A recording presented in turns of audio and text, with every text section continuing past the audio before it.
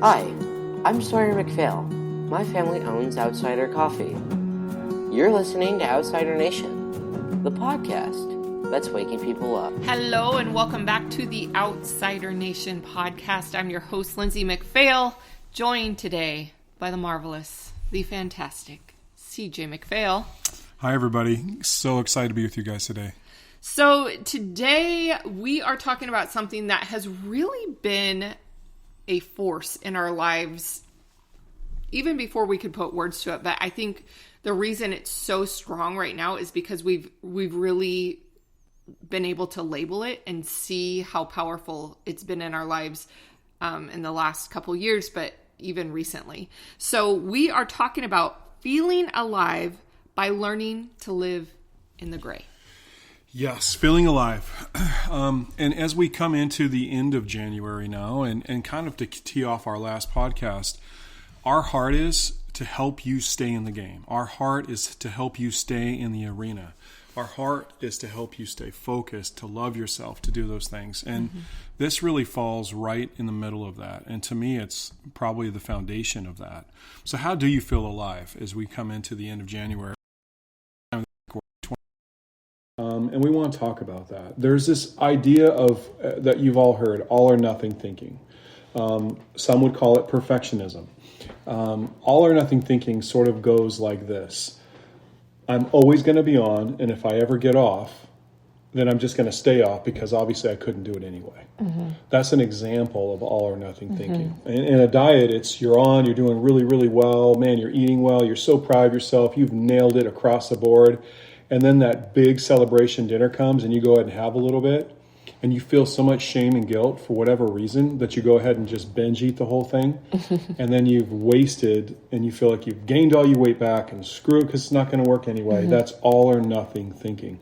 It's also a form of perfectionism, and it's something that we have both struggled with significantly, but not as much now. I think we're getting better. We're kind of recovering. I would say we're recovering extremists. We've always been the ones, not in recent years, but I mean, for 15, 20 years of marriage where, January 1st, we had the supplements, we had our gallon jugs of water lined up because we were going to change something. And that's not bad. I'm just saying we were so 100%.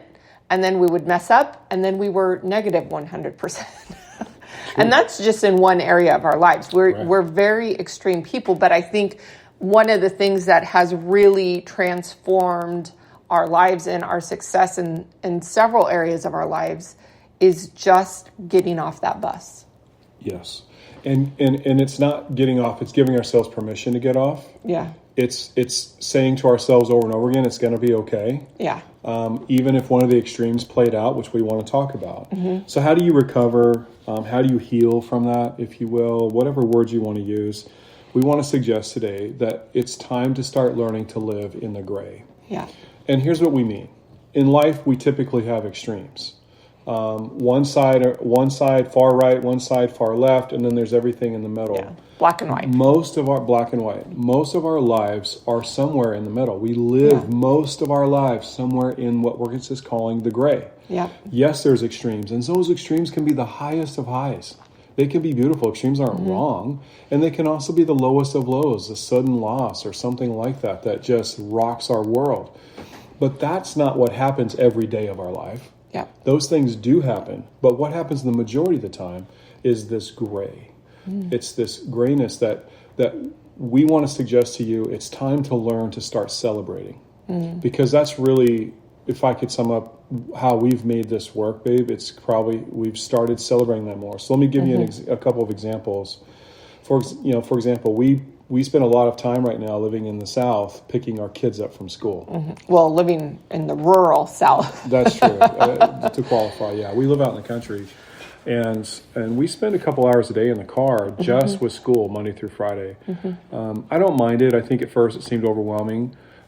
Let's say that we're pursuing something really, really major. And right now you and I are. We have this major opportunity with our business, and we're pursuing that like crazy. I'm going to call that an extreme. And let's say that today I got some bad news that somehow it's not going as fast as we wanted, or something that we ordered is going to take longer to come in. and then I get in the car to go pick up my boys. If I'm not careful, I'm going to allow that extreme in my life, which was some bad news that something didn't go right, to completely derail my relationship and my time with the boys in the car today. Or I could live in the gray. I could come back to the center a little bit and say, it sucks, but it happened. I'm going to go pick up the boys, and we're going to have a great conversation on the way home. That's where life is. And if we want to start to feel alive, in our opinion, in my opinion, we've got to start doing the things in the gray despite the extremes in our life. That's good. Yep. And that is the opportunity. Now, I think it takes courage to do that. It's easy to be in the extremes because people can feel sorry for you, and you can announce it on social media, and you can get a lot of attention one way or the other, if it's really great or if it's really bad. And I'm not saying it's wrong to do that. I'm just saying it can be sexy. But the gray isn't what most people talk about. How many posts on Facebook are you going to read today that I picked up my boys from school despite a difficult day and had the most amazing conversation and I feel fully alive? I mean, maybe, I don't know, but I don't tend to see that. I tend to see that I got the promotion and we're going out to celebrate. And here's a selfie of me and my husband or me and my wife or my family celebrating. Is that great? Yes. But that's an extreme. Does that happen every day? No. The gray is what happens. I think sometimes the way we get into living in extremes is we don't recognize it. Yeah. We're maybe not content with life, and so we tell ourselves, when this happens, then, which kind of leads me into my little segment of how do you know you're living in extremes? And that's just it, is I vividly remember walking with my friend Gina, and I don't even know. I feel like every sentence on this particular walk, I was like, well, when this happens, then. When we're out of debt, then. When I'm this weight, then. When my hair is this long, then. When our kids are, whatever it is. So if you find yourself constantly, whether it's to yourself or to friends or family or with your spouse saying, when this happens, then, you might be living in an extreme. Because when we're constantly focusing on that high of that good thing that will happen, then we can go ahead and do whatever. We're missing out on what's in front of us. Yeah, we really are. Another way that we were saying, it might be like a red flag that you're living in the extremes, are when our blessings become burdens, which is kind of an Instagram-y quote, but it's true. When we look at having to drive hours a day to pick up our kids as a burden instead of an incredible opportunity to connect with them in a way that we wouldn't get to otherwise, because we're so focused on what's happening or what hasn't happened or what that all or nothing, we're living in extremes. Absolutely. And you and I have, I'll say, opportunities for lots of meetings. Yeah. And both of us, until recently, we've gotten better at this, but both of us have had an extreme example in our life, whatever it is, and maybe it's just overwhelmed us and we just feel exhausted, and now it's time to have that same weekly connection with those friends, and we just call it off. We just tell people we're tired, we're not feeling well, we're out. Is that always wrong? No, but you got to be real careful, because what you could be doing is hijacking your life, taking all your joy. You're going to wake up the next morning just as sad, probably, and just as heavy. But ignoring that meeting with those friends doesn't usually, it's not what solves the issue. What typically solves the issue is living in the gray and recognizing that there is a lot of gray. And, our two hows, if you want today, are being present. If you really, how do you do this? How do you get yourself into the gray despite the extremes, whether they're positive or not? We've got to learn to be present. It's what the world's always missed, and it's what the world is definitely missing right now from all of us. And we all struggle with this. There's no easy solution to this, but choosing to know that you're about to go do something, and despite whatever is happening, you're going to be focused on that person or on that situation or on that opportunity or on that meeting, and you're just going to give your energy to that, will change you. It's not about you doing the right thing. It's not about you just, trying to pretend like everything's hunky-dory. It's about you feeling alive. And when you do that, sometimes, and I think maybe even a lot of times, your problems seem less significant than they did before. Or just even, so if we're talking about the gray is life, and fully embracing the gray is feeling alive. So that doesn't mean that we're always going to be happy. We're always going to be energetic. It doesn't mean that we're always going to be sad or down. It just means that we're going to be aware. We're going to be present, and we're not going to constantly be so consumed by the highs and lows that we miss out on everything in between. And I think that for us is where the power is, because I know for me, I've missed out on a lot because I've been so consumed with hitting a goal or reaching something, or consumed with, oh my gosh, this isn't going to happen. We just had a really bad day at the stand, or, I remember when we first started that first winter, was so rough.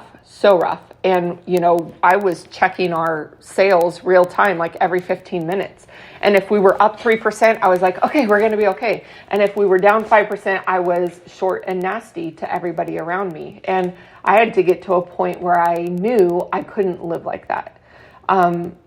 These are our experiences. These are our examples, but you got to have your own. I know you do. We are not alone in this. And when we can finally say, I'm going to be present with the people in front of me, I'm going to be present with the situation in front of me, even if it's not what I want, that's how we feel fully alive. And every one of you listening, and ourselves included, we want 2022, and we believe 2022 is going to be the best year of our lives. Mm-hmm.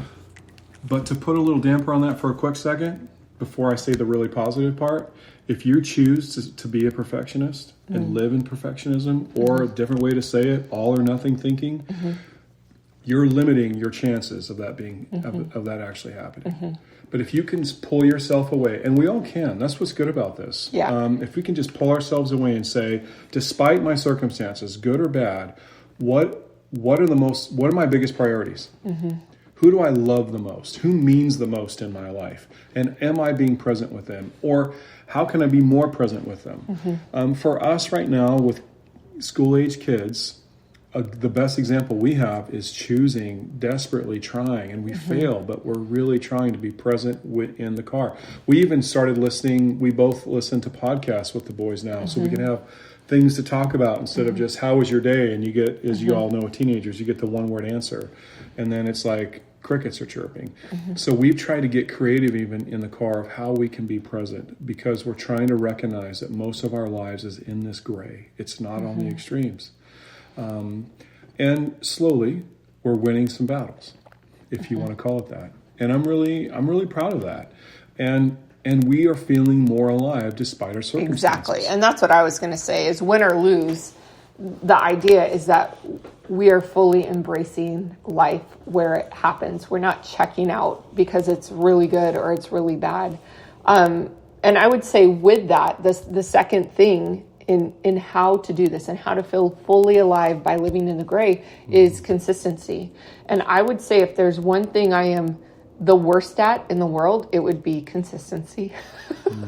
I mean, I do love a good schedule, and I love knowing what I'm going to do, but so much of how I show up has been determined by what I feel like doing any given day. As you know, today I was kind of struggling.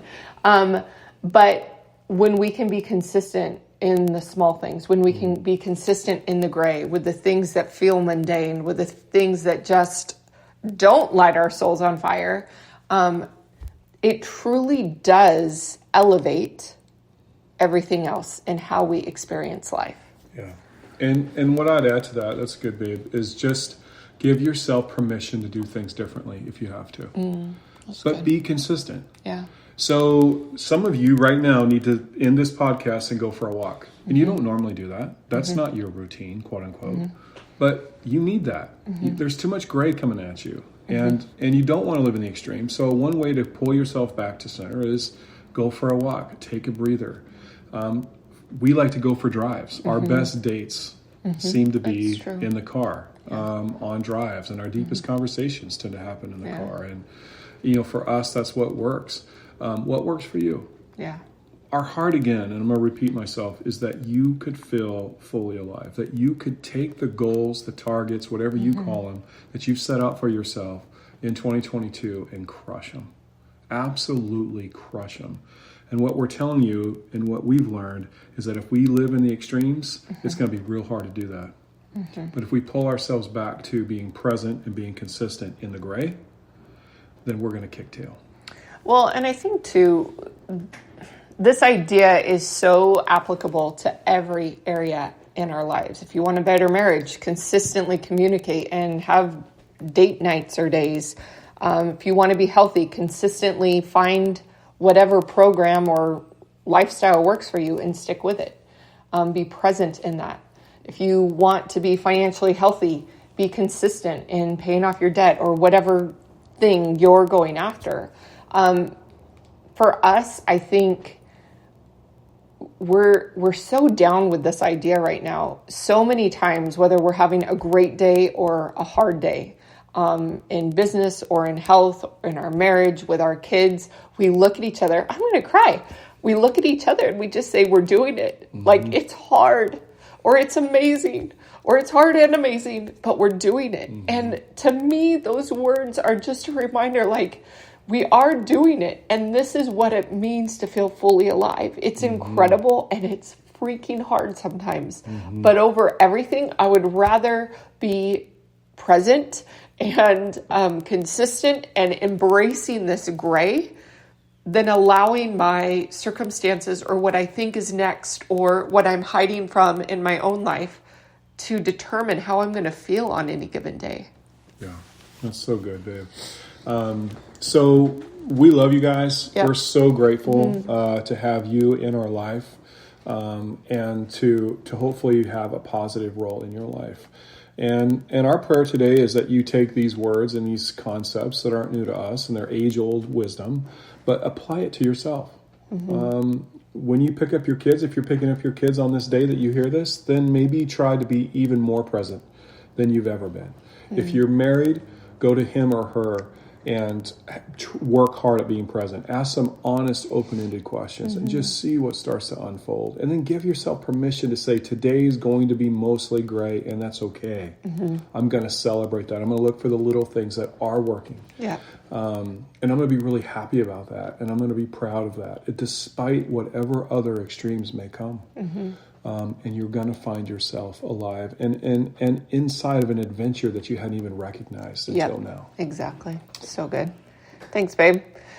All right, you guys, we will be back here next week. If you want to continue this conversation, you know that you can find us in the Outsider Nation Facebook group. I'll put the link in our show notes.